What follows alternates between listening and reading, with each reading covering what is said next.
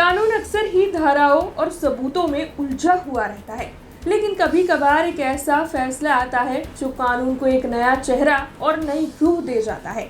आज हम बात करने वाले हैं सूरत के एक ऐसे ही किस्से के बारे में जिसने न सिर्फ एक परिवार को उजाड़ दिया था, बल्कि इस केस के फैसले ने भारतीय न्याय प्रणाली में इतिहास की रचना भी कर दी है। क्या है ये मामला, जानेंगे हम आज के इस खास वीडियो में। लेकिन उससे पहले BRG न्यूज में आप सभी का स्वागत है। बात साल 2018 की है, जब सूरत के रेलवे स्टेशन पर भीड़ का रेला था। जयप्रकाश घसीटालाल और उनके धर्मपत्नी उषा बहन ट्रेन का इंतजार कर रहे थे। उषा बहन 9 माह की गर्भवती महिला थी, जिनके घर में जल्द ही किलकारियां गूंजने वाली थी। लेकिन वहां पर काफी ज्यादा भीड़ थी, धक्का मुक्की थी और अव्यवस्था थी, जिसकी वजह से उषा बहन को गंभीर चोट आई। धक्का मुक्की में हादसा पेश आया और उषा बहन घसीटालाल को काफी चोटें आई, जिसकी वजह से उनके शिशु की गर्भ में ही मौत हो गई।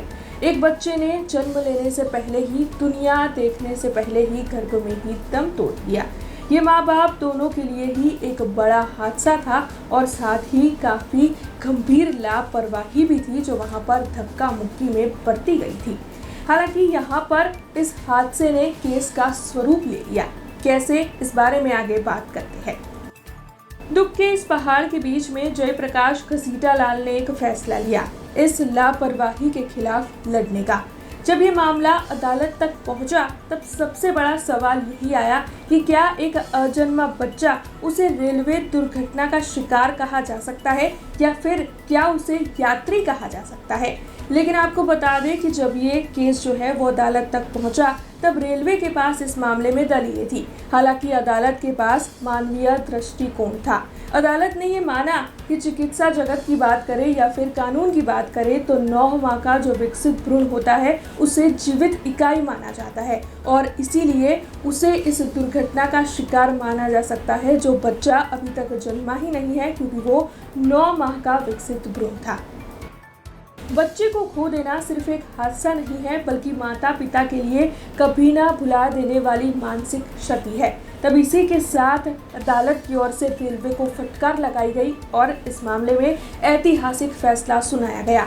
अदालत की ओर से इस मामले में फैसला सुनाते हुए ये कहा गया कि ये जो बच्चा माता के गर्भ में ही जान गंवा चुका है, उसे लेकर भारतीय रेलवे को माता पिता को लाखों रुपयों का मुआवजा देना होगा। जी हाँ, इस केस में इस तरीके का ऐतिहासिक फैसला सुनाया गया। तब ये पहला ऐसा केस बन गया जिसमें एक अजन्मे बच्चे के चलते माता पिता को लाखों रुपयों का मुआवजा रेलवे की ओर से दिया गया। और ये जो केस है वो भारतीय न्याय प्रणाली का पहला ऐसा ऐतिहासिक केस बन गया जिसकी चर्चा चारों ओर होने लगी।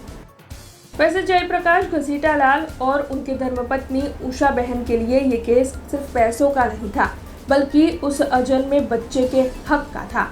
ऐसे में ये केस हमें हमेशा ही याद दिलाता रहेगा कि कानून की परिभाषाएं कितनी भी जटिल क्यों ना हो, लेकिन आखिरकार उस फैसले का मकसद जो है वो पीड़ित के मरहम पर घाव लगाने के लिए ही होना चाहिए, जो कोर्ट की ओर से, अदालत की ओर से सुनाया जाता है। ऐसी ही जानकारियां लेकर फिर लौटेंगे। आप देखते रहे BRG न्यूज। धन्यवाद। हमसे जुड़े रहने के लिए हमारे YouTube चैनल को सब्सक्राइब करें और नई वीडियो की नोटिफिकेशन के लिए बेल आइकॉन को दबाएं।